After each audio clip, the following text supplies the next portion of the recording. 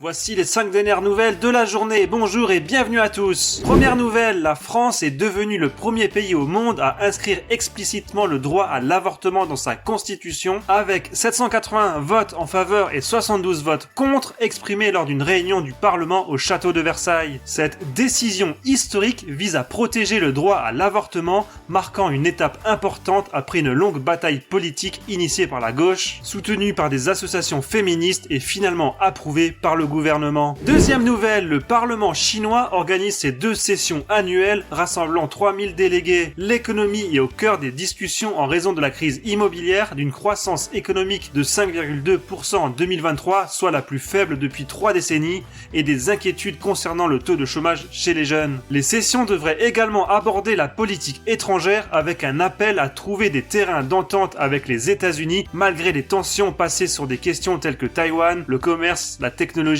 et les droits humains. Troisième nouvelle, une étude révèle que 59% des Français estiment avoir une qualité de sommeil inférieure à celle d'auparavant. Les professionnels de santé sont encore plus touchés, avec 70% d'entre eux signalant une dégradation de leur sommeil. De plus, un Français sur 3 dort moins de 7 heures par nuit, contre 45% pour les professionnels de santé, et l'âge ainsi que la parentalité semblent jouer un rôle clé dans ce phénomène. Quatrième nouvelle, un jeune homme de 19 ans en Chine a été diagnostiqué avec la maladie d'Alzheimer, devenant ainsi le plus jeune cas connu. Ses premiers symptômes ont commencé à l'âge de 17 ans et malgré l'absence de mutation génétique familiale, son cas défie la compréhension habituelle de l'âge d'apparition de la maladie, posant un défi pour les chercheurs. Et enfin, dernière nouvelle, la Commission européenne a infligé une amende record de 1,8 milliard d'euros à Apple pour abus de position dominante sur le marché de la musique en ligne. Apple est accusé d'avoir favorisé son application Apple Music en imposant des limitations nuisibles aux services de streaming musical concurrents. Apple a immédiatement fait appel de la décision, contestant les allégations et critiquant l'amende comme ignorant les réalités d'un marché compétitif.